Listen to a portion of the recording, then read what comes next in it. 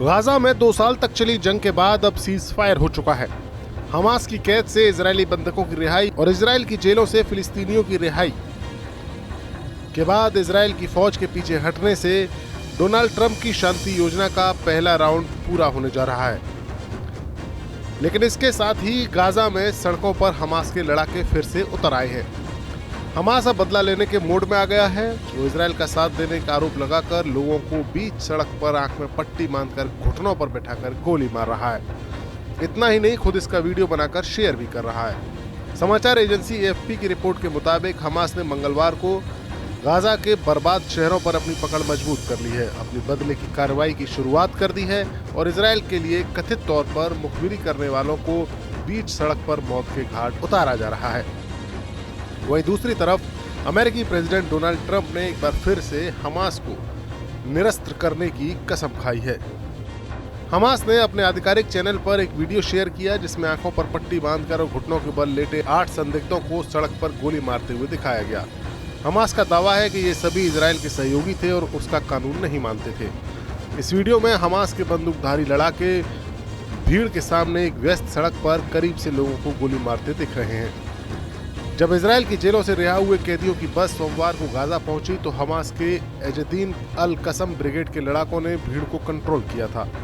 इस बीच हमास की एक सुरक्षा इकाई उन सशस्त्र गुटों और गिरोहों के खिलाफ अभियान चला रही है जिनमें से कुछ को इजरायल का समर्थन हासिल होने का आरोप है।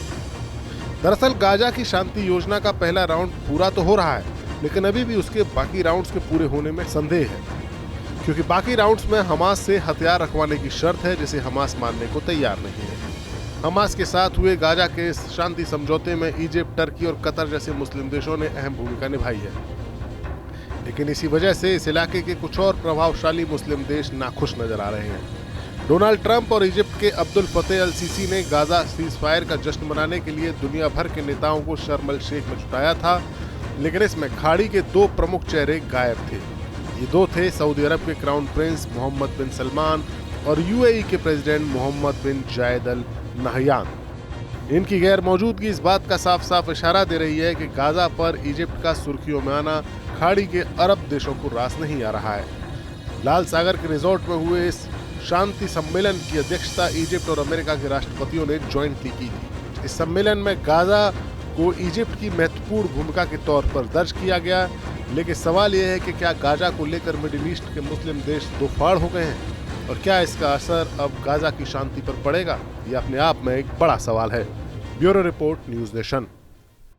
जहां भक्ति है हर शब्द में, कथाओं में छुपे हैं दिव्य रहस्य और ज्योतिष देता है जीवन को दिशा। धर्म से जुड़ी हर बातों को जानने के लिए हमारे चैनल स्तुति को सब्सक्राइब करें। चैनल पर जाने के लिए इस लिंक पर क्लिक करें।